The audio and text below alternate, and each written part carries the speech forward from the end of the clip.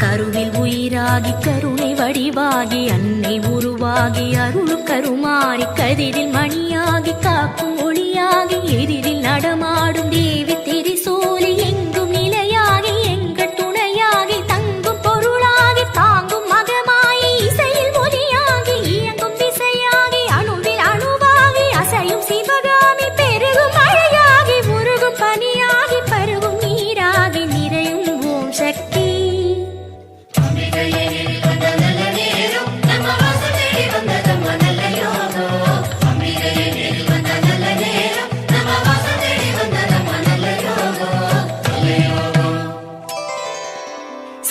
சிவமாகி சித்தி உரமாகி பக்தி பயிராகி பரவும் கௌமாரி மூன தவமாகி ஞானமயமாகி வித்து விளைவாகி முக்தி கனியாகி முத்து சிரிப்பாகி முட்டு மலராகி பூக்கும் விழியாகி புரியும் மொழியாகி விரியும் கடலாகி எரியும் தடலாகி குளிரும் நிலவாகி தொடரும் உறவாகி படரும் கொடியாகி பரவும் மனமாகி உலவும் காற்றாகி உறையும் ஓம் காளி.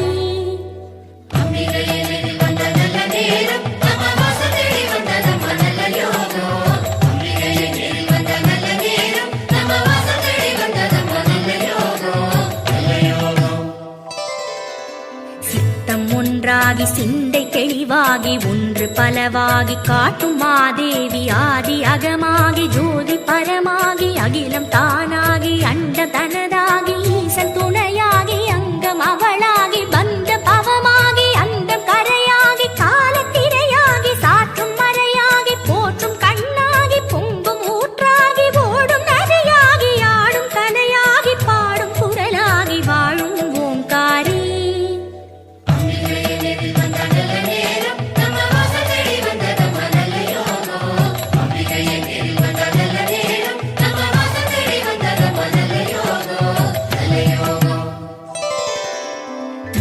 சுவையாகி தமிழின் அமுதாகி குமரி பெண்ணாகி உலவும் சுகுமாரி தங்க முகமாகி மின்னும் தளிராகி எதிலும் முதலாகி திகழும் உபகாரி கற்பு கனலாகி அன்பு புனலாகி தீபச் சுடராகி ஜொலிக்கும் வாராகி உதவும் கரமாகி ஊட்டும் உணவாகி மீட்டும் விரலாகி நாத மழையாகி சப்த ஸ்வரமாகி கீத லயமாகி தெய்வ வரமாகி வாழ்த்தும் மாகாளி.